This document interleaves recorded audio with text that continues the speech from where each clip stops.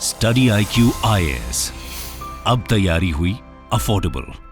नमस्कार दोस्तों पिछले 3-4 दिनों से आपने देखा होगा पूरे देश के अंदर G20 का माहौल था। उसी बीच क्या होता है कि एक बहुत बड़ी खबर आती है जिसके बारे में उतनी चर्चा नहीं हुई है। मैं बात कर रहा हूं आंध्र प्रदेश के अंदर वहां के जो फॉर्मर चीफ मिनिस्टर हैं चंद्रबाबू नायडू, उनको गिरफ्तार कर लिया गया है in a multi crore skill development scam. ये आप देख सकते हो, Chandrababu Naidu sent to 14-day judicial custody in alleged multi crore corruption case. तो ये है क्या एग्जैक्टली? इस करप्शन केस के बारे में जानेंगे। यहां पर ऐसा कौन सा स्किल डेवलपमेंट आंध्र प्रदेश में चल रहा था चंद्रबाबू नायडू जी के समय जिसको लेकर उन्हें अब गिरफ्तार किया गया है। काफी कुछ जानने को है, चलिए आगे बढ़ते हैं। लेकिन उससे पहले ध्यान रखिएगा, आप में से जितने भी लोग यूपीएससी 2024 की प्रिपरेशन कर रहे हैं और एक ऐसा बैच चाहते हैं जिसमें प्रीलिम से लेकर इंटरव्यू तक की पूरी तैयारी कराई जाए, तो आपको यहां पर अंकित लाइव कोड इस्तेमाल करना है। हमारे वेबसाइट ऐप पर जाकर या फिर कमेंट सेक्शन में इसका लिंक है, वहां पर भी जाइए, क्योंकि आपको यह कोड इस्तेमाल करने से मैक्सिमम डिस्काउंट मिलेगा और आप एनरोल करा पाओगे।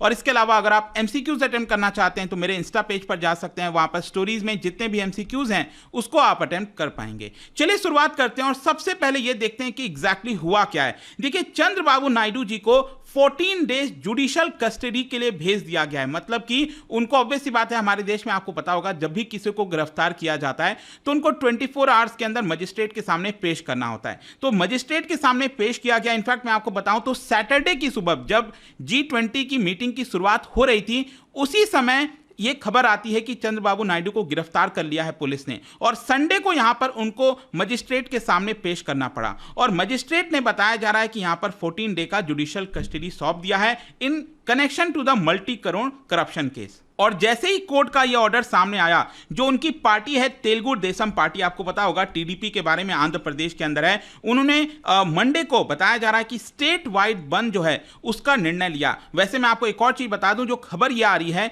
कि उनके पार्टी से रिलेटेड जितने भी एमएलए हैं 19 के आसपास, उन सभी एमएलए को भी हाउस अरेस्ट किया हुआ है वहां पर पुलिस ने। और चंद्रबाबू नायडू के ऊपर नॉन बेलेबल चार्जेस लगाए गए अंडर सेक्शन, डिफरेंट जो सेक्शन है आईपीसी के अंदर, और साथ ही साथ जो प्रिवेंशन ऑफ करप्शन एक्ट 1988 के तहत जो अदर सेक्शंस हैं वो भी यहां पर लगाया गया है। और कोर्ट के ऑर्डर के बाद जो चीफ मिनिस्टर थे, फॉर्मर चीफ मिनिस्टर हैं, उनको राजमुंद्री सेंट्रल जेल के अंदर बंद किया गया है। खैर, यहां पर जो अरेस्ट है, आपको एक और चीज समझना है, जो टीडीपी के चीफ हैं चंद्रबाबू नायडू, वो ऑलरेडी इसके बारे में कह रहे थे कि यहां पर उनके ऊपर अटैक हो सकता है। टुडे और tomorrow they could arrest me, they may even attack me, not one, they will do many atrocities. तो ऐसा वो पहले भी कुछ कह रहे थे। लेकिन खैर, हमारे लिए जानना ज्यादा जरूरी है कि आखिरकार उन्हें अरेस्ट क्यों किया गया, क्योंकि किसी फॉर्मर चीफ मिनिस्टर को अरेस्ट करना तो अपने आप में एक बड़ी बात हो जाती है। तो उनके कार्यकाल में ऐसा क्या हुआ होगा? तो यहां पर बात की गई है मल्टी करोड़ स्कैम की। यह स्कैम है क्या?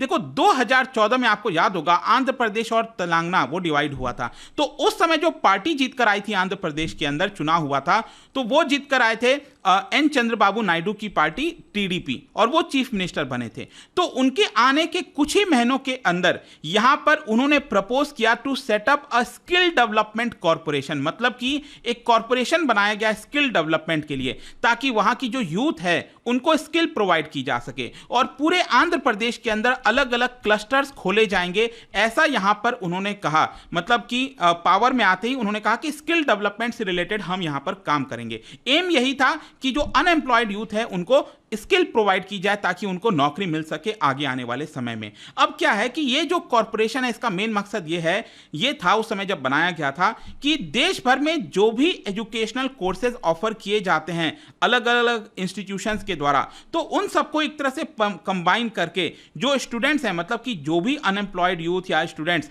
ये कॉर्पोरेशन के साथ, मतलब स्किल डेवलपमेंट कॉर्पोरेशन के साथ जुड़ेगा, उनको ये ऑनलाइन कोर्स प्रोवाइड किया जाएगा और बच्चे वो ऑनलाइन कोर्स सीखेंगे और अल्टीमेटली उनको जॉब मिल सकेगी। ये मेन मकसद था। इसी को देखते हुए चंद्रबाबू नायडू की सरकार उस समय 2014 में एक एमओयू साइन करती है, मेमोरेंडम ऑफ अंडरस्टैंडिंग साइन करती है एक कंपनी के साथ जिसका नाम है साइमंस इंडिया।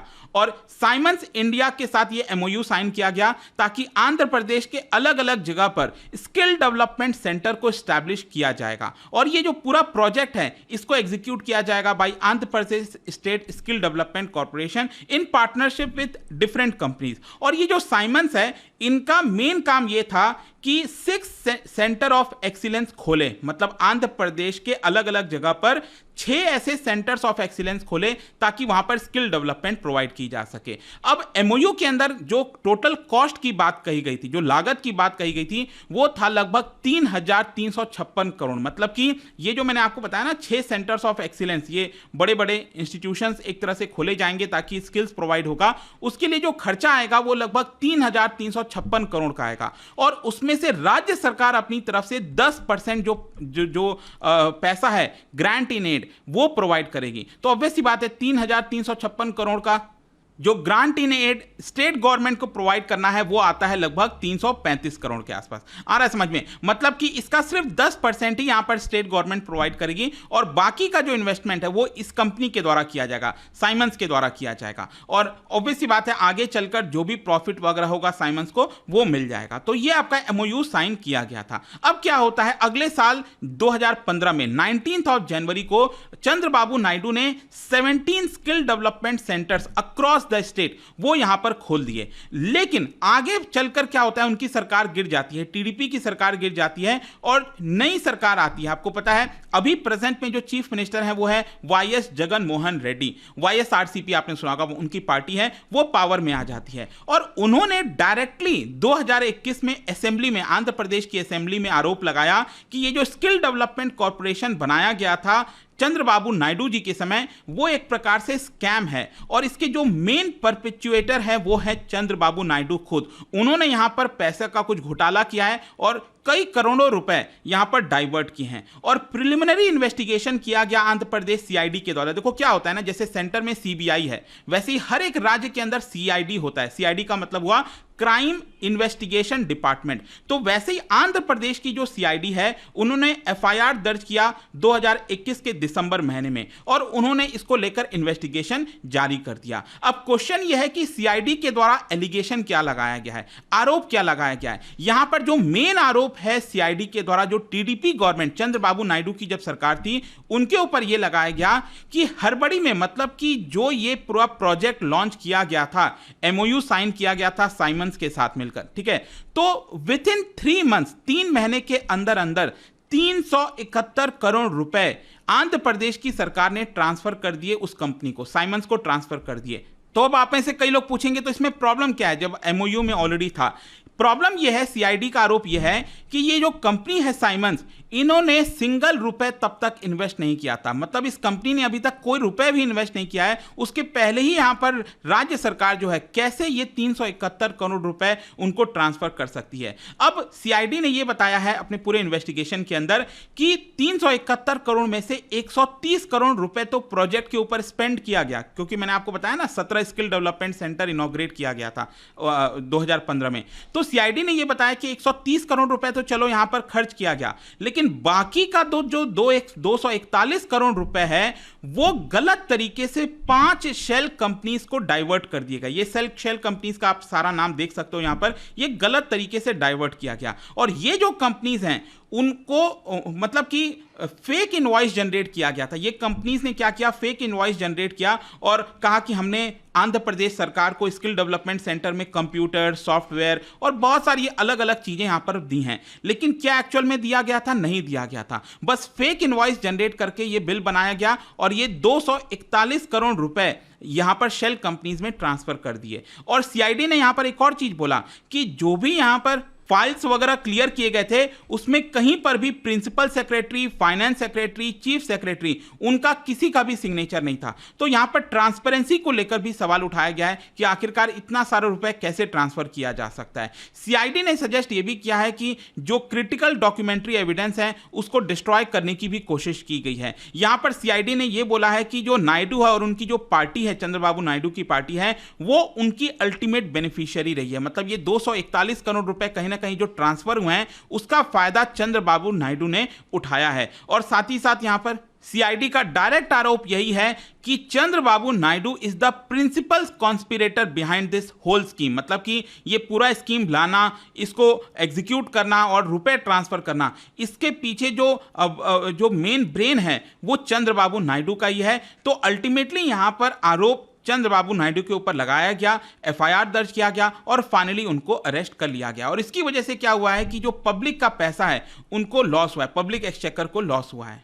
और साथ ही साथ यहां पर जब कोर्ट में पेश किया गया सीआईडी के दौरान, तो पुलिस ने यहां पर यह बोला, सीआईडी ने यह बोला कोर्ट को कि देखिए यहां पर बहुत सारी जो नॉलेज है इस पूरे स्कैम के बारे में वो चंद्रबाबू नायडू को ही पता है, तो इसी की वजह से हमें यहां पर उनसे पूछताछ करनी है, इंटरोगेशन करना है, सब कुछ कस्टोडियल इंटरोगेशन करना है। इसी की वजह से हम चाहते हैं कि उनको जुडिशियल कस्टडी में भेजा जाए और फाइनली 14 डेज के जुडिशियल कस्टडी में भेजा गया है। अब फाइनली कंक्लूजन यही कि देखो अभी ये बताया जा रहा है, सीआईडी जो एडिशनल डीजी हैं एन संजय, उन्होंने यही कहा है कि इन्वेस्टिगेशन जो है उसको और वाइडर किया जाएगा और इसके बारे में और कई सारी चीजें पता लगाने की कोशिश की जाएंगी। जब नायडू बाबू से जब बातचीत होगी तो हो सकता है और भी कई सारे खुलासे हो जाएं। तो यही पूरी कहानी है उनके अरेस्ट के पीछे। आई होप कि आपको सब कुछ समझ में आ गया होगा। और जाने से पहले एक इंटरेस्टिंग क्वेश्चन, देखो हम आंध्र प्रदेश की बात कर रहे हैं तो मेरा आजादी से रिलेटेड एक क्वेश्चन है, इंडिपेंडेंस से रिलेटेड। स्वदेशी मूवमेंट आप सबको पता होगा, पार्टीशन ऑफ बंगाल के बाद उसको लॉन्च किया गया था, लेकिन आपको पता है आंध्रा जो रीजन है, वो जो आंध्र प्रदेश वाला रीजन है,